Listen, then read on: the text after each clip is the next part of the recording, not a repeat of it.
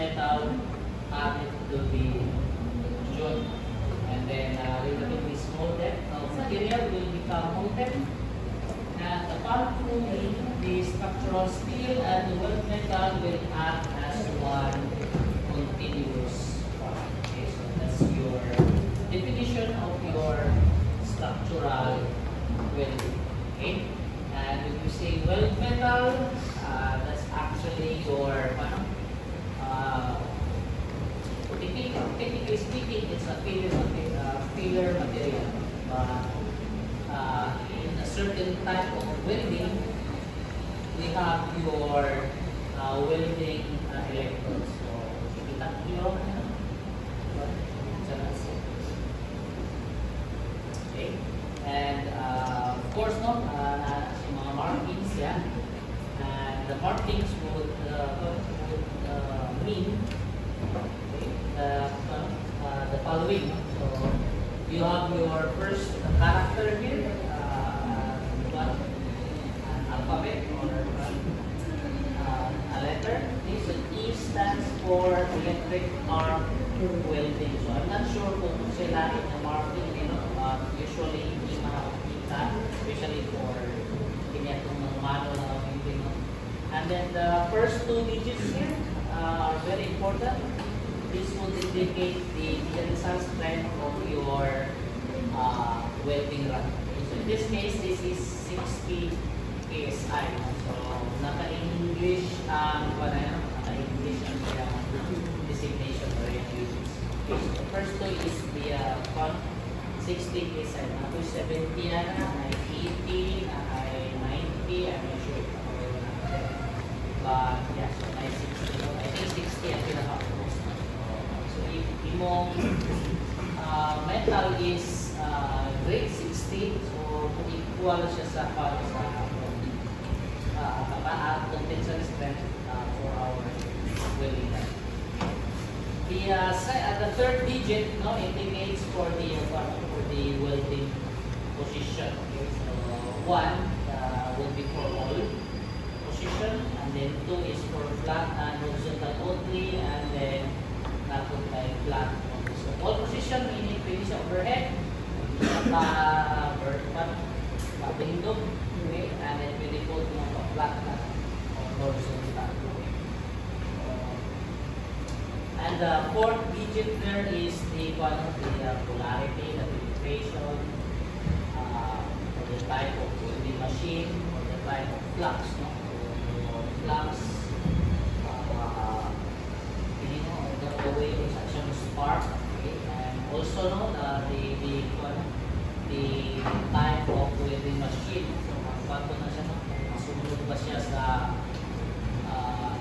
220 volts, I mean 300 amps. So na ito yung specifications for your welding. Okay, so usually it's 60-12, 60-18, 70-18, 11, something like that. Again, depende na siya sa inyong requirement. On your weld position, you have your overhead, and then you have your vertical weld, and then you have your flat weld. So, katong 1, you can use that for all these guys. Ini mga number 2 or 3, for example 3, plus only, siguro katong mga factory na ng mga weld ay nasi-specific na point downwards na welding. Okay? Most likely sa mga factories. Okay? And then when we say welds, we have certain types of it. So, pat lang, common ang akong i-study ni, although there are others. And these 4, pinduhan will be used heavily for structural welding. So, you have your, saan nabasa?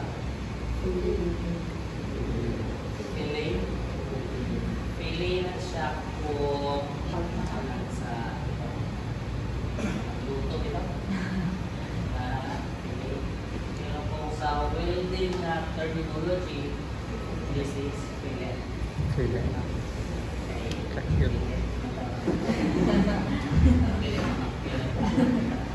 Fillet ang pronounce. Okay. So for fillet welding, this would refer to the process of joining two pieces of metal together when they are perpendicular on an angle. So for example, for this plate here, is so dua ka plate, no? Isa kay nagtigda, isa kay ipakit, no? Perpendicular or at an angle. So para di siya mag-join, for example, magbuhat mo o angle bar baka or a P, okay? Or in this case, P man siya, no? Maklaro yan is P na maklaro yan actually here. This is a flat bar, another flat bar. Para may mo siya P, you are welding it here and as well as sa as side. Okay, so that's your fillet weld. And then the second analysis of fillet weld is on the assumption that the cross section of the weld is 45 degrees right triangle. So sa mga actually here. So in this one, no, if ato na siyang baon yung cross section, again na gusto na yung cross section. The cross section should look something like this. Okay? And then the angle rundown is 45 degrees. This is important because we will be using this as part of our calculation. Okay? And for fillet welds, the failure, no? Based on experiments, the failure should occur somewhere here in the throat. No? Initial distance is your throat, throat of the weld. And that throat is actually 45 degrees, no, sa atong surface, contact surface. Okay? So since 45 man siya, so cosine 45 plus W. So this length here is actually 0.707 of your the throat rather is 0.707 of your width here, no, or your thickness. Later on, I will confuse that. Later on, we will be calling that as A. But for some problem, that's A. But for the principle here, we will call it as W. So I like it out. It's 0.707 of the thickness, the thickness of your weld or fillet weld. Okay. And yes, now as I mentioned, this is the failure is somewhere along here, and that failure is your shear failure. And for fillet welds, it will be always very weak in shear, and will always be assumed to fail in this line. Okay? So for the failure plane, or for the failure zone of your weld rod or fillet weld, for this matter, so you just have to keep your throat here, and then you just multiply it with the length of your weld. Length sa weld, the length sa member and everything. You have your length of your weld. Okay? So this failure, no, will occur, no, in the shear plane, or shear on the plane for the throat. So this one, yung combination na plane will be the. So what happens there is, malangkat yan welding. So in this case, hindi siya so hindi siya ma-slice at langkat na welding. That's for fillet. And then for the type of procedure, or kung say weld, so you have here your fillet on border joint. Okay? And then you also have this on a lap joint and on a V joint. So lap joint meaning lap overlap. So apply your grade 12 in this man in a corner or hindi pa ka, no? It depends on you kung saan although in most cases, ninanigin na siya, no? So, na I join there and then welding. For expert na mga welders, ninanigin lang magawa ito. This is very difficult na because you need to secure the other member para di siya mag-welding. Pag-welding, and then init man ako, pag-init na doon sa metal, warp na yung metal. So, ulo gamay. So, you need to secure the members para mag-welding siya. And then, yes, this is the magina siya perfect actually na yung web. So others would look like this, naka-bulge, and then pwede po niya tinato, no? So, but theoretically speaking, it should like this. So, ato na siya i-idealize, no? So, analyze. And then this one here is the thickness or the length of your weld, same there. And of course, no, the throat is measured from this corner para luminin at a 45-degree angle. So you have your miter, fillet weld, your concave, convex, and then a deep penetration. Sa mga na wala na usahay, natuyo ni siya, no? Ilan ng kalutan, okay? Para makapenetrate sa ito ang inyong weld. So, ano nga yung mga penetrate? So, if you notice kung mga penetrate, this will have slightly larger throat compared to the long. The larger the throat, the bigger the throat, the bigger its capacity. And sometimes, no, kung hindi maapas ang throat na requirement, no, in a single pass, okay, so you may need several passes sa inyong welding. So in this case, a single pass, okay, and then dili pa man enough ang iyang requirement na throat, okay, so muna madugangan. So muna na yung madugan sa inyong welder na muta naman sila pila kapas yung gusto ni engineer kung wala ibuta sa plano. Muna sa plano, I have to follow the plano. Pero kung wala, ikaw man na magpunta ni usually kung ano siya, no? Ang mga rule of thumb is depende sa thickness sa mga members sa iyo ng kanyang unit. But of course, depende din sa yung capacity ay sa yung force or load na i-carry, that will dictate the throat required sa inyong weld, particularly sa inyong fillet weld. So this one here, single pass. Okay? So di na siya pinidiritso, no? Pag umani mo welding niya, single pass, diritso na ito. So inyo pa ni siya ipa-bugnaw. Okay? Ipa-bugnaw and then later on, no, I will introduce you to the slag. Nani siya yung mga slag ang term, no? Pero kanang murag outer layer niya, murag shell. Those are impurities actually, no? So ang gabuhato na is tuktok na shell na yun gamit ng steel brush para malimpyo niya ang surface na yun. So once that the weld has cooled and then yun na pong nalimpyohan, you will proceed to the second pass. And before you can proceed to the third pass, the same you have to clean the you have to take out or remove the slag and then clean it so that you can proceed to the third pass.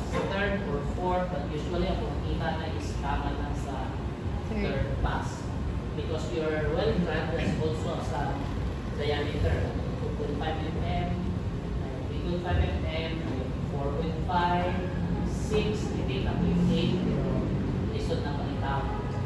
So order basis na siya. What you will usually encounter sa makita is your 2.5 or maybe 4.5 4.5 mm, no? Kailang magtawag ng 1/4 ang diameter, diba? So those are for fillet welds. So we also have groove welds. Okay, and then this is used to create a bevel opening a weld joint before the welding is achieved. Before welding to achieve the necessary penetration. Groove welding is used to create a bevel opening a weld joint before welding to achieve the necessary penetration. So di ka maklaro, okay? For example, no, instead of overlapping the two pieces, hindi mo sugod si architect or of course no, that would create a good small eccentricity.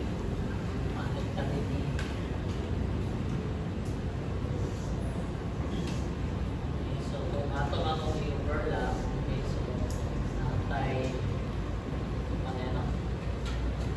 for example, kung biraw, okay, so maraming assembler din that would be assembler, so that would create some eccentricity. So if medyo dili ka comfortable or the design will not allow for any eccentricity, what you will do is, choice no, you have to weld it in such a way na mag-ubong na sila. But for groove welds, you need to cut bevel portion. Usually naka 45 degrees. Okay? Para maana na yun yung insula. Okay? So pag nanayanan na yung insula, kaya pala yung dapat yung mag-weld. So that is your groove welds. Ayaw mong sugot if ang pagkasumpay is didiretso lang nila welding because hindi makalaos ang inyong building. Okay, so hindi makalaos meaning agamay ang inyong throat. So that's why dalitan na siya ma-outlock. So either that, naka-bevel na siya or if possible no, piga-side pa ito, i-bevel pa ito siya, piga-side na po tayo.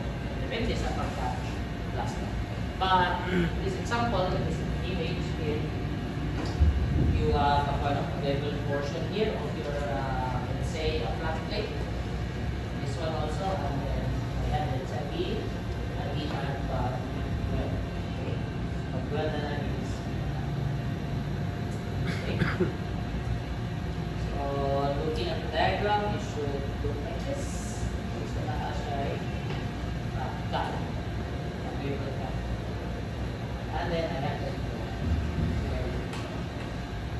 So this design procedure will be essentially as the same, or the design procedure will be the same with the fillet. So natin ito 0.707 or with no thickness. Groove welds, if lapping is not allowed, rather than if dili siya allowed somehow, you are forced to do groove welds. Kaya hindi magitunta mo na i-lock na lang siya. Ato lang siya isama. Okay lang yun. Pero if hindi i-allow, so you will be using groove welds. And then for groove welds, we have different types of integration here. Okay. So you have this one, only example. Kaso lang, no? Usahay kayo mong gawas mo doon ang atong sige na nagkuhan. Pilit pa ang whole time, so gawas na siya. So that's why, gabutangan na siya o counting bar sa para rin mo lahos ang well. We also have this one. Okay, and then T, no? So, again, no, these are very difficult, pero puti, no? Puti na siya i-weld din natin because you need to secure your other member para ma-retain siya in place, no? So, kini mo para masumpay, you need to hold this, depende ng clamp ba ka or sa shoring or binagto para ma-secure siya ng this. Okay, and then you also have this one. Ako niya mo yung luyo-luyo. Okay. So in this case, video baga ang plate. So, tap diha, well, tap ko yung well, and you also have your space. Kini wala, or tap niya namin. Naka-letter yung ang copy. And usually this is naka-big na siya. 45 degrees. Okay, mas ayaw na siya ng grinder yung gamito na ilang tapang ito.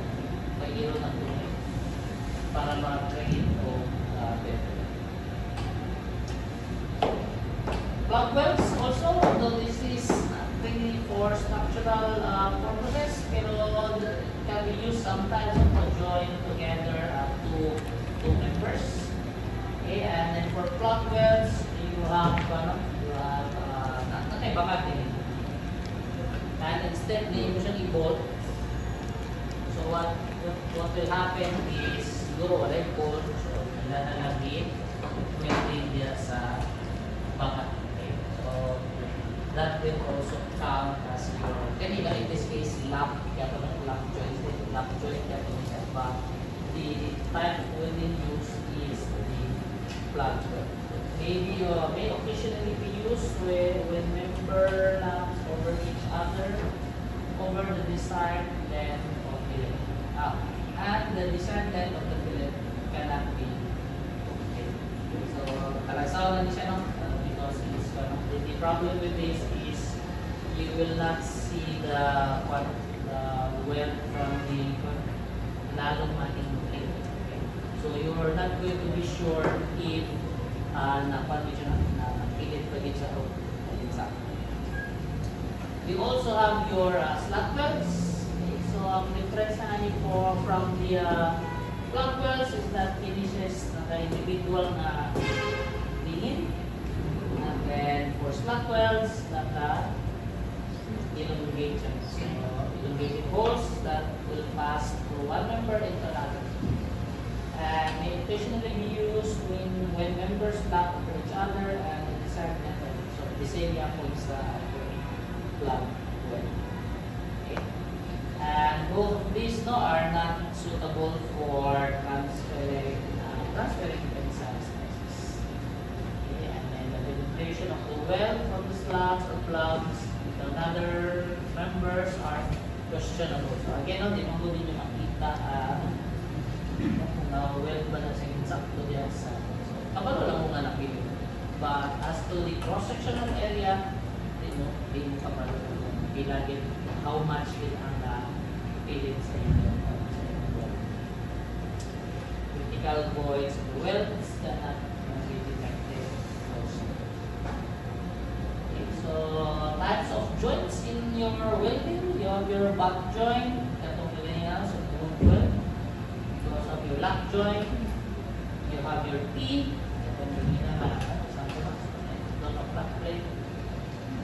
and then your edge, and then your corner. So, kining edge, as many usually makita. So, you have your, for example, double angle.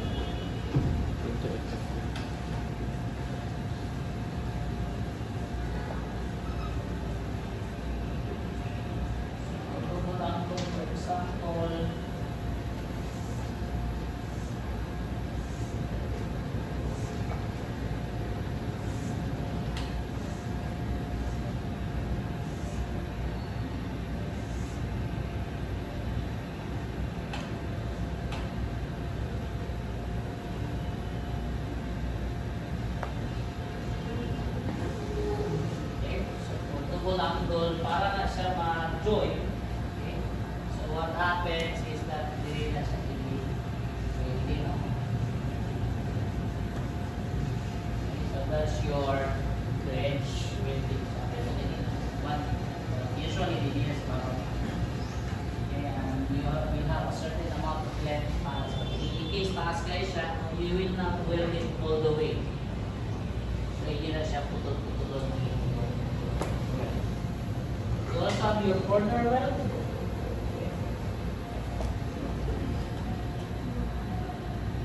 And then for the direction of welds, this will become important later in our calculations. You have your longitudinal fillet weld. Okay. If the direction of the force is parallel to the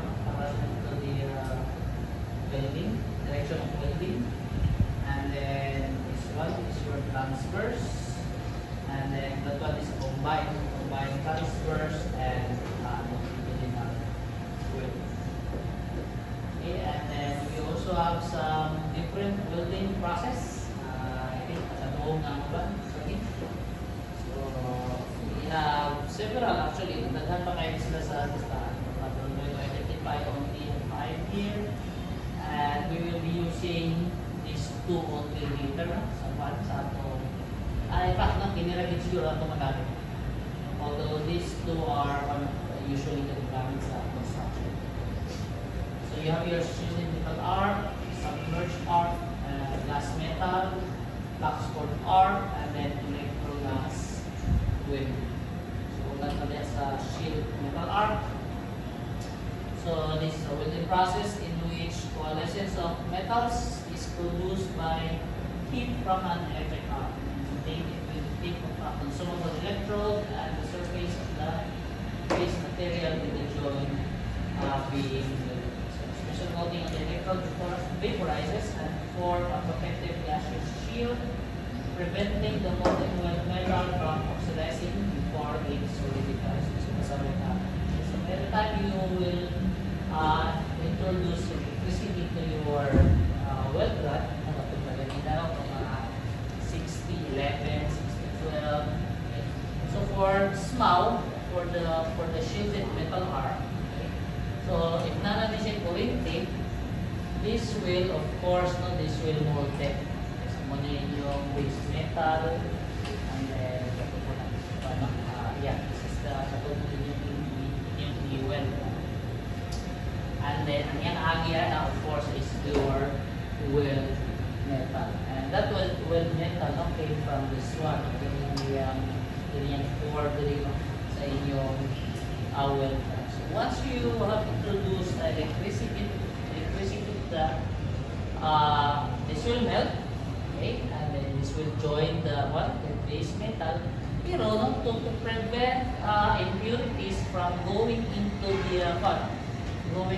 the arc itself.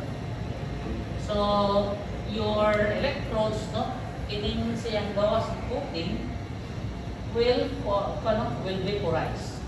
Vaporize na i-cover na basically in yung arc. Okay, so this gaseous shield here, will be coming from this coating here.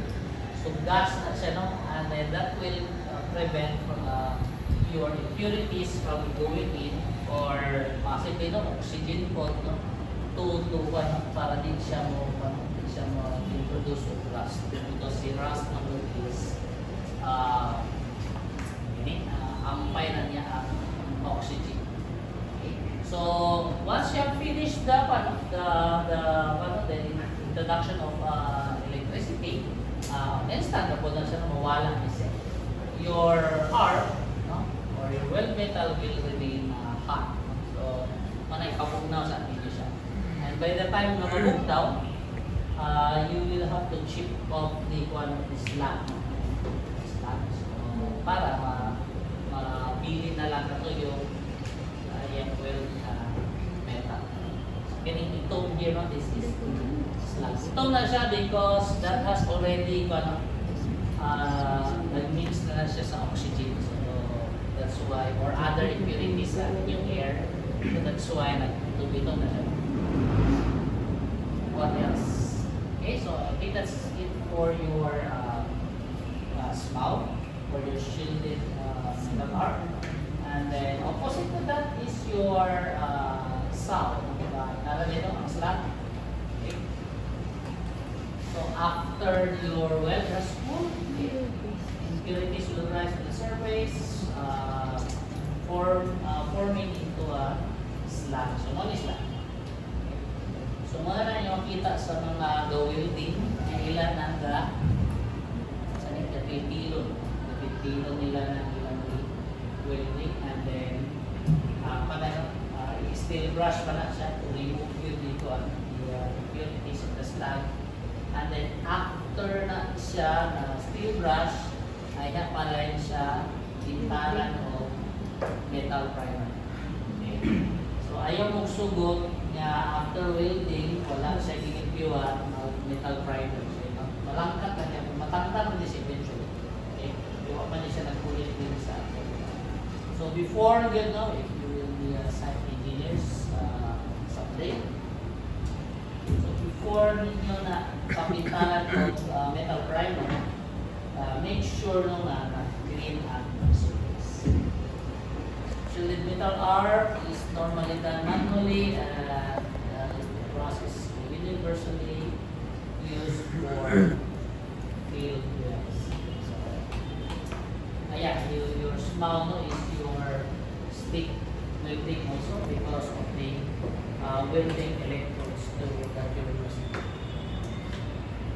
Your saw is a bit different. No? So, kanya po siya covering sa arc. Okay. So, instead of having a gaseous shield, so what happens sa saw is that you will have these particles here. So, mga blanket to run with our flux blanket. So, the actual welding is happening under this one, under this blanket thing. So that's why it's called submerged arc, because this is your arc. Okay?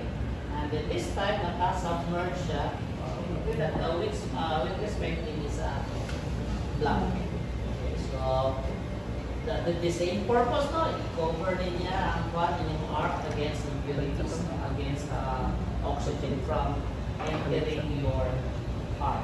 Okay? And then after that, you have your slab after that. And then the same process, you will have to remove that slab before you put on sa paste. So you still have your electrode, but in this case, yung electrode will not produce the gaseous shield. Instead, you will have your granular flux blanket. Okay? And then, unlike your electrode na dungan sila no, pag melt sa core, in yung arc, okay? By the time mag-melt na, no, mag-vaporize po din yung outer coating. So basically, but and then one material, and then for saw, you have to, namoy isa ka feeder for the flux. So this is usually in a factory, used in a factory. So what they happen, submerged beneath the flux, and then an arc is established between the welding wire and the base metal, and the welding happens under the metal powder of flux, which shields the arc from the atmosphere.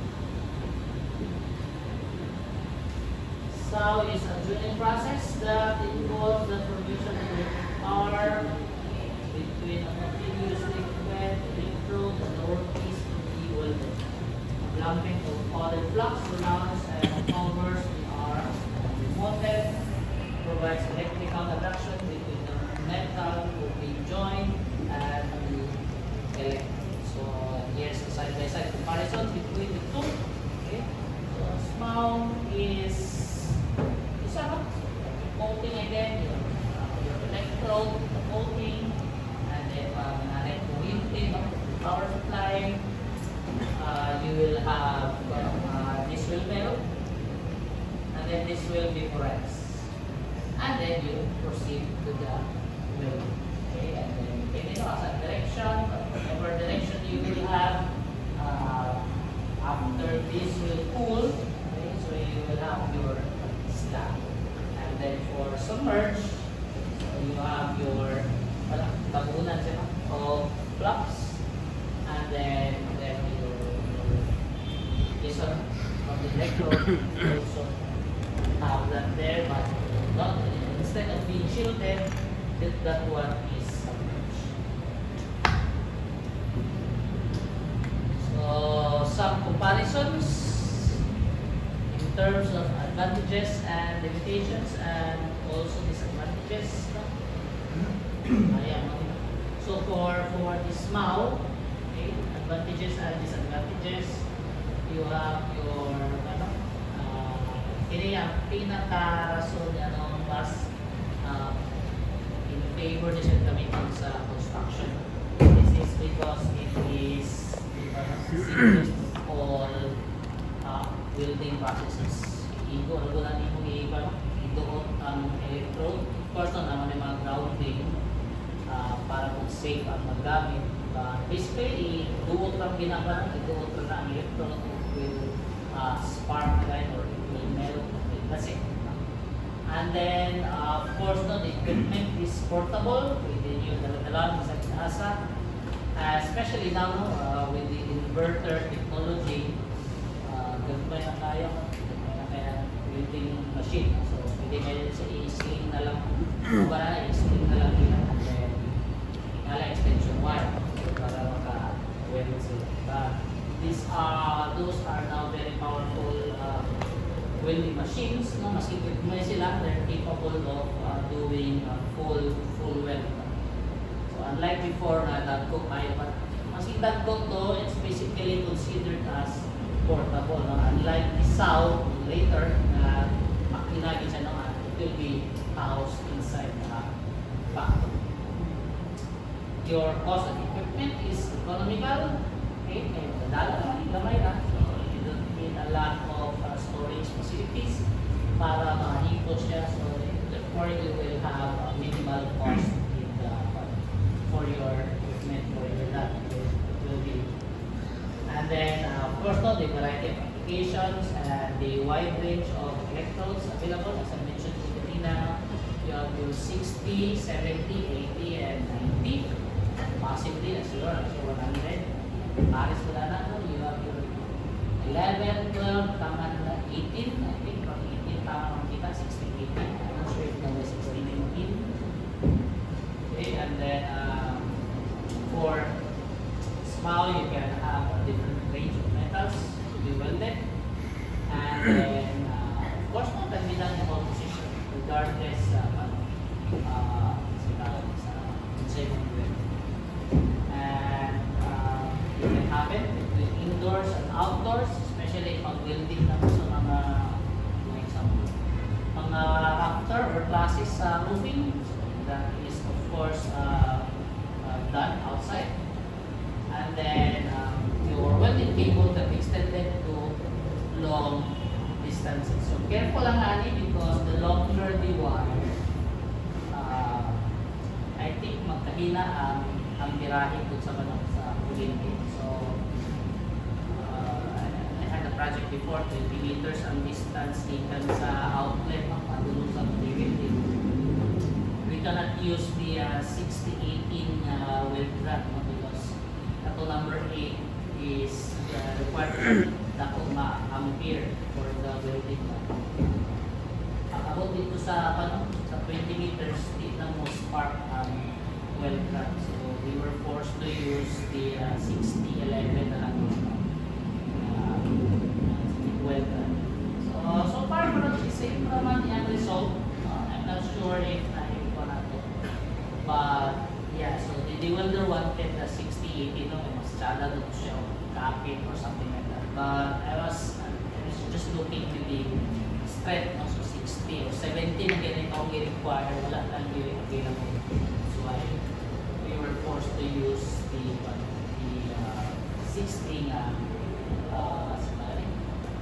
60 PSI na strength of your. Now the problem with SMAU is that you have a very low productivity because mano-mano. Okay?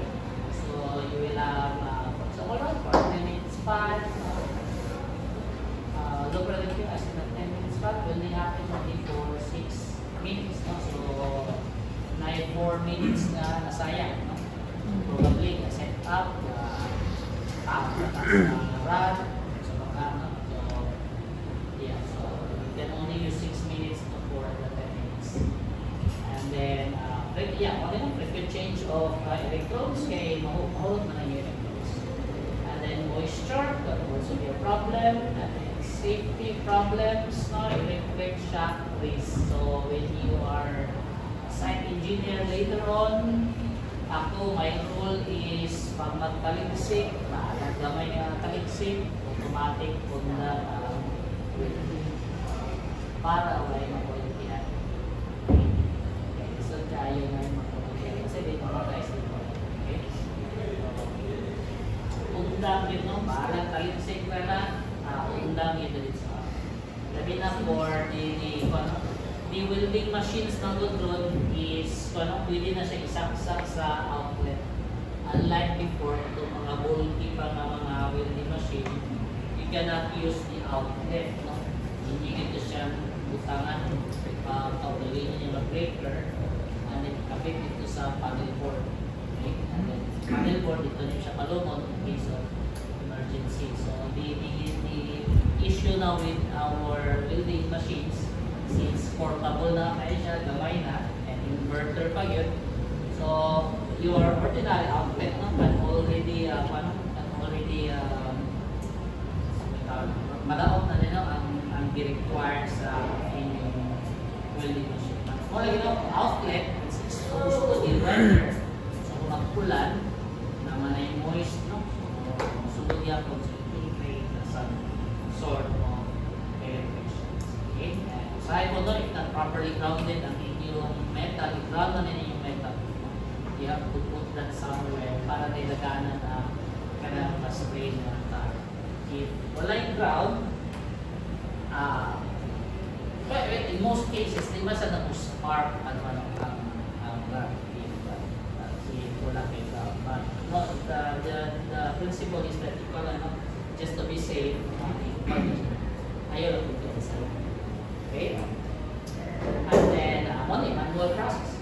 So this is very manual na welding procedure. And because it's manual, wala siyang favorably gamitin din sa construction. Especially sa mga na may pang-weld yan, on-site sa welding. But if you're doing off-site or in a factory or a manufacturing plant, for example, kinakatsada si sound, okay? Because paspas, okay? And then automated, okay? So pagsaklan mo lang sa yung well, and the machine will do it itself, okay? So I think mo sa mga auto, I'm not sure if mo ka nang gamitin sa auto. And then limitations, of course, it's expensive because you will be needing very big storage facilities for your equipment. Okay? And then mostly ferrous materials at yung kaya lang i-weld. So iron, ferrous iron. Unlike your small, isa punsa, no? Stainless, iron, GI, steel. So, depende wala mo. Ang rod lang ang issue na dapat na ay compatible na rod. For this one, parang to siya specifics. Okay, so let's go technical. So, makita sa ito municipality or in this case, NEC. Ito lang siya but it's the same with our NECP. For the base metal, base metal lagi monitor yung connect. Dua ka po. Dua ka lang. Metal A, member A and member B, sila yung base metal. And the equation for its nominal capacity is this one. If N, BM, and then ABM, what's that? That's the nominal stress of the base metal, and then the effective area of the base metal. So like similarly, that's the square inch. Okay. And for the wet metal, weld metal is katong masunog, no? And then later on yung slab. Okay, so balik for illustration process. Slab. This one here, base metal, and then your weld metal. Weld metal is heated, and then later on it will, the surface will become slab. For the weld metal, you have your nominal capacity given at F times A. So nagikan, so stress, kaya ko na, stress equation na yan. You have your stress times strain equals force area. So what are you looking at? Is the force, no? So force is multiplied lang sa stress. Okay? So you have your stress there, your F, and then you will get it. This is the force of nominal capacity. Okay, so reduction factor here, later na sa reduction factor. So going back again to the pellet, we will be focusing on the pellet for our combinations here since common, and the same procedure natin siya for groove welds. So just to recap lang, no, for your flow, that's the 0.707 of your thickness of your rod. Okay, or the A. Ganina W, no, pero sa count is in. And then kalimot ka na 0.707, just use cosine 45, no, or sine 45 in this. And then you multiply that with the length para na failure plane, and then for the shear stress, you have your force over your area. So P over the area there. So this is the area for the failure plane. So this one, the float, 20.7078 is your float, and then this L here is the length of your wedge. Force on the area. For the ultimate shear strength, so may factor. It's using the reduction factor of 0.75 if you want the ultimate shear strength. 0.75. 75% only of the total capacity. So na 25% of allowance in case na something yan. Kasi gawin impurities na matong weld rod. So that's why. And then the problem with welding, by the way, no, is the workmanship of your weld. Okay. It will depend on the skill because sabi na ibang pagkatuon mga pamampang mo na ilang welding. Okay, so muna ampaw kayo ilang welding. So instead of having a uniform na uniform pagka-weld, okay, so naitabo kay spot-spot lang, spot-spot lang, and that will napilit lang siya, no? Pero wala na siya ito. Okay. So that's why for very strict construction, large scale for example, or mga industry, industrial, requirement is this the level 2, I think, for basic, for shipbuilding, I think higher, I think, especially for shipbuilding, because sige mo ako yung so that's why grabe kasi ito requirement for the welder. Okay? So for the construction workers, sila po na one of the most expensive na mga labor. Okay? Grabe nung specialized na ginagawa. So for the design, again, you have your 175 for the reduction.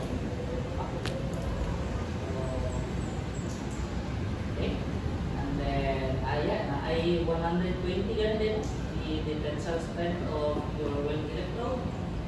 May 120, although wala kita, the highest I've seen is 80. Okay. Usually na commercially available is 60 and 70 PSI. Okay lang ng 70, no? Kung 36 ang inyong, 836 ang inyong metal, the rule of thumb is times 2 dapat sa inyong yield strength sa inyong base metal. That's the rule of thumb. So 36 siya times 2 is plus 2. So 70. Okay lang ng 70. For higher grades, I think order basis na nila. So if you have a grade 40 na base metal, you need to have grade 80 grades. That's the rule of thumb. You have to check it, you know. If your base metal is less than 60, use 70. So if greater than 60, use 80. But in the side na ako naanda na is the rule of thumb is times 2. I think that's a safe assumption. So this one I cannot find in the NECP, no? But articles from the internet would say that if you have less than 60, you may use the 70, and then for greater than 60 PSI base metal, you can use your 80. XX na din so kaya it depends sa condensing preference kung pole position ba siya, flux requirement. Minimum size, you need to be familiarized with this one. So for the, muna yung gano'n, mag-depende sa thickness sa inyong base metal. So if 6 mm ang inyong base metal, your minimum size of well or fillet is 3 mm. And then from 6 to 13, you need 5, and then 13 to 19, that's 6 mm. Minimum na siya. But you have to compute pa yan if kaya.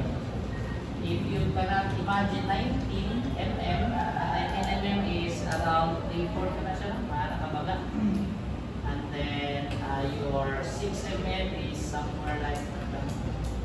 So you may have to have multiple passes for you to satisfy the requirements well. And then if it's over 3/4, no, say 1 inch kabaga inyong plate, bukat na sa kena siya, to be honest, 1 inch. 3/4 actually is very, very heavy na. So lisod na po na siya. Well, but in case no, kinanglang yun, for example, you will need your 8 mm. So the problem with 8 mm is that's not readily available sa mga commercial stores, hardware, so you may have to order that from the manufacturer themselves. Like that, so these are the leg dimensions. Single pass, no? Single pass must be used. Okay, and section J brackets. The minimum length of fillet weld may not be less than 4 times the nominal leg size. So not less than 4 times the. This one is the thickness. This one is for the length. Okay, so not be less than 4 times the nominal leg size. So the leg size, I think that's pertaining to the well, thickness of well. Going back, so this is your leg. Not pertaining to the into the thickness of your well. Okay, good. That's it. Definition. This is a false line. So, wala really ang problem. So, let's proceed to one first. To the bolted connection, just to have some comparison.